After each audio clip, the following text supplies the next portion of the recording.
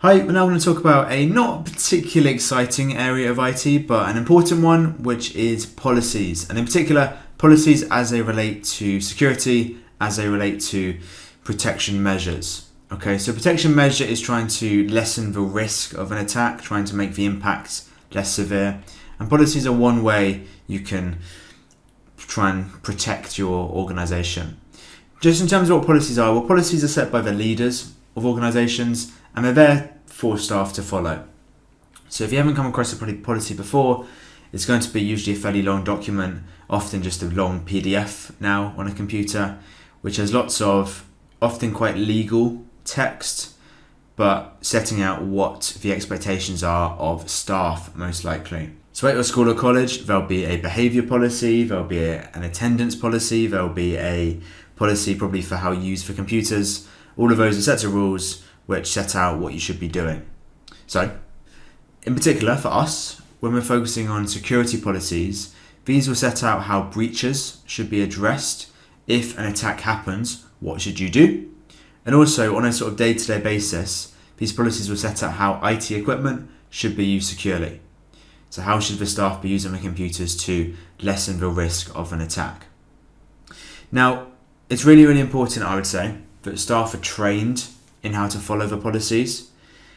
If you ever get an exam question on, what should a company do to improve their security, I would always write about training, because staff make mistakes, people don't always know how to be safe online, they make silly accidents, they need training. It's not just enough to read a long document, they need to be trained on how to enact these policies. And often from a kind of company's perspective, for a sort of legal perspective, often you'll be asked to sign a policy to show that you agree to it. Now, there are loads of policies, of course, a lot unrelated to IT, but some of the ones which are common and are connected to security are these. Starting with a policy about staff access rights. So this policy will most likely set out who should be able to view what. So the idea is, the principle is, access should only be given, should only be limited to only those who need it. So, everybody in an organisation should not have the same level of access. So the principle that you have these different levels of access is called tiered levels of access. The CEO should possibly have access to all of the data in the company, but a junior member of staff should maybe only have access to a very, very small amount. It's silly giving access unnecessarily, because it's just opening the risk of mistakes getting made and somebody stealing or changing the data. So this staff access rights policy might set out who should be able to access what, and maybe the consequences for somebody breaking these rules. Another kind of category of policy, which may be put into something called an acceptable use policy, it's just about the different responsibilities staff have. So this is, for us in particular, focusing on the expectations on the staff for how they should be using the IT securely. So setting out what they should be doing and why, hopefully, in order to make things as safe as possible, hopefully. So some examples might be things like, the need to set complicated passwords, and the policy should say what they mean by a complex password. Another policy might be to encrypt all personal data, and again, the policy should say how exactly you would do that.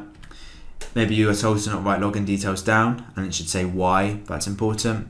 And maybe it will say you can't use USB sticks. The reasoning possibly being because it could be used to introduce malware onto the computers. Or they can be used to take personal data out of your systems. So that might be part of a policy. These principles will vary between different organisations. Another policy or group of documents which may get made are risk assessments. So risk assessments are these often quite long documents assessing the level of risk. Okay, so they're trying to put a number most often on how likely a risk is to occur and what impact would there be if a risk actually happened. In terms of a policy, well, the policy might be that you need to have regular checks on the current risks, and also checking how ready the organisation is to defend against these risks. If every 2 years you have a check on the risks, that is obviously not a great idea, because every single day there are new attacks. Whereas if you do a risk assessment every month, that's much more suitable because things don't change that much month to month maybe. Now in terms of what this document looks like, I've showed this picture before in a previous video about risk, but often there will be sort of colours or numbers assigned to the level of risk. High risk means that it's going to cause lots of issues, it's going to have a big impact, but also it's going to be quite likely.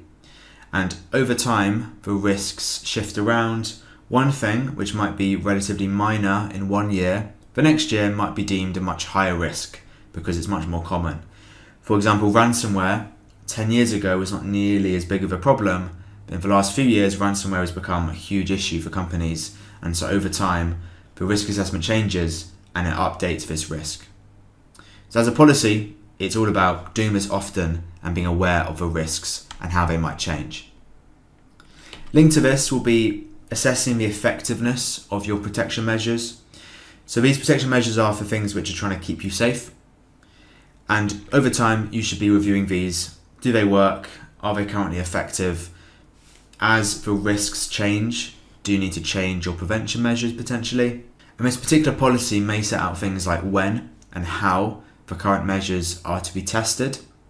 Sometimes you might employ a white hat hacker who is coming in to hack your company, but only to test if your protection measures are working or not.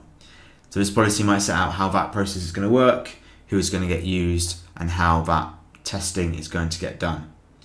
A bit like with risk assessments, if you only do this review every couple of years, well, things might get out of date very quickly. Things change over time. It's important to stay as current as possible. The final policy I want to talk about is a big one, and so I'm giving it its own slide. This is the disaster recovery policy. Now, this policy is setting out what steps are needed following a major incident.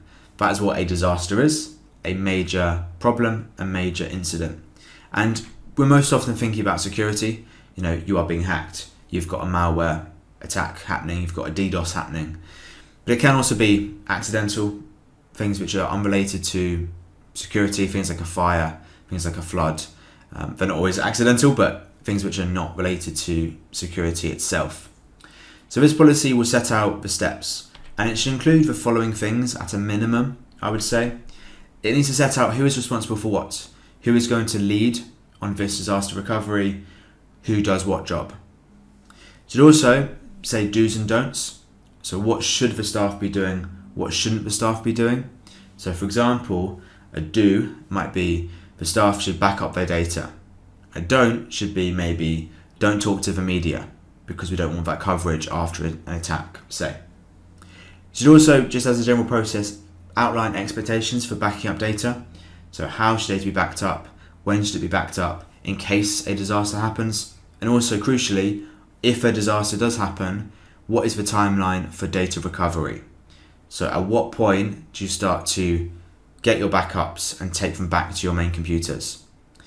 If, for example, you had a ransomware attack which infected your computer, you recovering your data straight away would be a bad idea because it might still be infected. So the timeline might say, well, you've got to wait a couple of weeks, you've got to replace the computers first, then you can start to recover your data. For example. And another key part to this plan will be contingencies. A contingency is something you use when your plan A goes wrong. So really this is a backup plan. And this might include things like alternative provisions, so things you might use if your main area is not working. So you might, for example, have a temporary office. You might, for example, have temporary passes if, say, your systems are not working for access. You've got backups in place. And the key part of all of this policy is you're ready for when things go wrong. Right? All of the things on this slide should be prepared before anything goes wrong. So when things do go wrong and you're stressing and you're busy and you're finding things difficult, you've got a solid plan you can fall back on and just follow the steps, and it'll be a lot simpler and a lot less stressful.